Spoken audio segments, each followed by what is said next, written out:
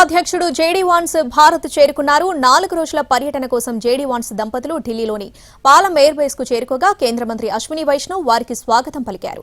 Airport లో JD Vance guard of honour స్వీకరించారు. America second lady హోదాలో ఉషా చిలుకూరి తన పూర్వీకుల సొంత గడ్డ అయిన భారత్ లో తొలిసారి అడుగుపెట్టారు. భర్త వాన్స్ వారి ముగ్గురు పిల్లలు ఇవాన్, వివేక్, మిరాబెల్లతో కలిసి భారత్ లో 4 రోజుల పాటు పర్యటిస్తారు.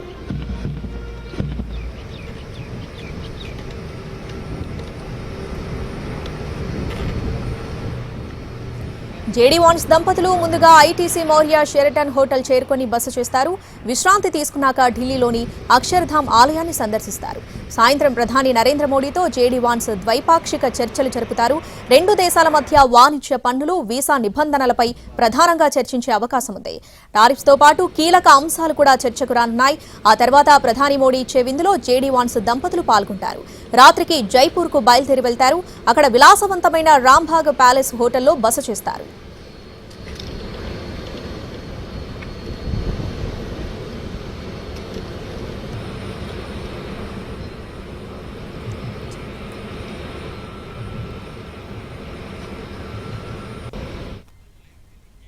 అమెరికా ఉపాధ్యక్షుడు జేడీ వాన్స్ భారత్ చేరుకున్నారు. దీనికి సంబంధించి పూర్తి అప్డేట్స్ మా ప్రతినిధి రాజు లైవ్ లో అందిస్తారు. రాజు, జేడీ వాన్స్ 4 రోజుల పర్యటనకు సంబంధించి డీటెయిల్స్ ఏంటి? ఎటువంటి కీలక అంశాలకు సంబంధించి ఒప్పందాలు జరగబోతున్నాయి?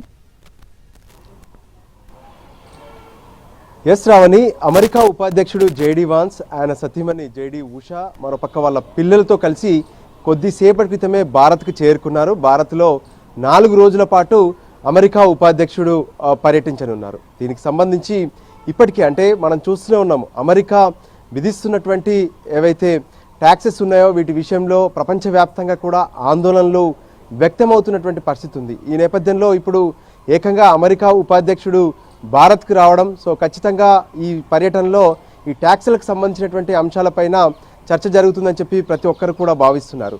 సో ఇక అమెరికా ఉపాధ్యక్షుడు జేడీ వాన్స్కి సంబంధించినటువంటి షెడ్యూల్ను మనం పరిశీలిస్తే ఏ విధంగానైతే పాలం ఎయిర్పోర్ట్కు చేరుకోగానే కేంద్ర మంత్రి అశ్విని వైష్ణవ్, దాంతోపాటు త్రివిధ దళాలకు సంబంధించినటువంటి సైన్యాధిపతులు అటు అమెరికా ఉపాధ్యక్షుడు జేడీ వాన్స్కు స్వాగతం పలికారు. అక్కడ ఓన్ ఆఫ్ గార్డ్ స్వీకరించినటువంటి జేడీ వాన్స్ మరికొద్ది సేపట్లో ఐటీసీ మౌర్యకు బయలుదేరుతారు. అక్కడ కొద్దిసేపు విశ్రాంతి తీసుకున్న తర్వాత ఢిల్లీలో ఉన్నటువంటి ప్రముఖ ఆలయంగా ఉన్నటువంటి ఏదైతే అక్షర్ధామ్ టెంపుల్ను సందర్శిస్తారు. అక్కడ సందర్శించిన అనంతరం ఢిల్లీలో ఉన్నటువంటి భారతీయ ఉత్పత్తులకు సంబంధించినటువంటి ఒక ప్రదేశం ఉంది. అక్కడికి వెళ్ళి ఆ ఉత్పత్తులకు సంబంధించి కొనుగోలు కూడా చేసే అవకాశం కనిపిస్తుంది. ఆ తర్వాత ఈరోజు సాయంత్రం ప్రధానమంత్రి నరేంద్ర మోడీతో సమావేశమవుతారు. అక్కడే కేంద్ర విదేశాంగ శాఖ మంత్రి జైశంకర్, దాంతోపాటు విదేశాంగాలకు సంబంధించినటువంటి దౌత్యవేత్తలు కూడా హాజరవుతారు. ఈ సందర్భంగానే ద్వైపాక్షిక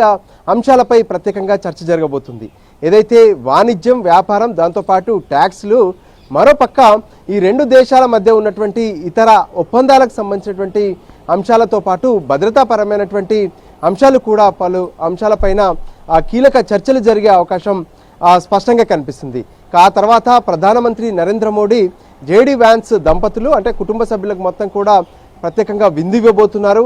దాని తర్వాత ఈరోజు రాత్రే జేడీ వాన్స్ జైపూర్కు బయలుదేరి వెళ్తారు. రాజస్థాన్లో రేపు కొన్ని కీలక సమావేశాలు ఉన్నాయి. రాజస్థాన్లో ఉన్నటువంటి పలు ప్రదేశాలను కూడా సందర్శించిన తర్వాత రేపు మధ్యాహ్నం జరిగేటటువంటి ఒక సమావేశంలో ప్రత్యేకంగా జేడీ వాన్స్ ప్రసంగిస్తారు. ఏదైతే ట్రంప్ అధ్యక్ష కాలంలో భారత్ అమెరికాల మధ్య ఉన్నటువంటి సత్సంబంధాలు, జరుగుతున్నటువంటి నూతన అధ్యాయాలు, అంటే ఏ విధంగా కొత్త దిశగా అడుగులు వేయబోతున్నాం ఏంటి అనే అంశాల మీద కూడా జేడీ వాన్స్ ప్రసంగిస్తారు. ఆ తర్వాత భారత్ పర్యటనలో ప్రత్యేకంగా జైపూర్లో ఉన్నటువంటి కొన్ని అక్కడ ఉన్నటువంటి ప్యాలెస్ల సందర్శనతో పాటు ఆగ్రాకు వెళ్ళి ఆగ్రాలో ఉన్నటువంటి తాజ్మహల్ను కూడా సందర్శిస్తారు.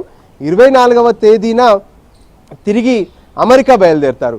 సో ఇక ఆయన సతీమణి ఉషకు ఇక్కడే అంటే భారత్తో సంబంధాలు, ప్రత్యేకంగా ఆంధ్రప్రదేశ్లో కూడా ఆమె పూర్వీకులు ఉన్నారు కాబట్టి వాళ్ళతో కూడా ఇక్కడ ఏదైనా అంటే రాజస్థాన్కు పిలిపించి వాళ్ళతో ఏమైనా కలుస్తారా అనే దాని మీద కూడా చర్చ జరుగుతుంది. మొత్తానికి ఏదైతే జేడీ వాన్స్ అమెరికా నుంచి భారత్కు రావడం, ప్రత్యేకంగా పలు ద్వైపాక్షిక అంశాలపైన మాత్రం కీలకమైనటువంటి చర్చలు జరిగే అవకాశం స్పష్టంగా